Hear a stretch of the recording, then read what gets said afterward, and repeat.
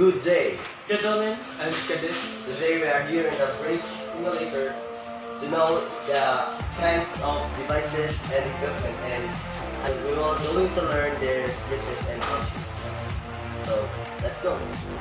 The marine bridge, this is used to communicate with the other vessels, and also this is used to avoid collision. Just like you call the other vessel and ask them, you invaded blah blah blah. What is their intention? Radar.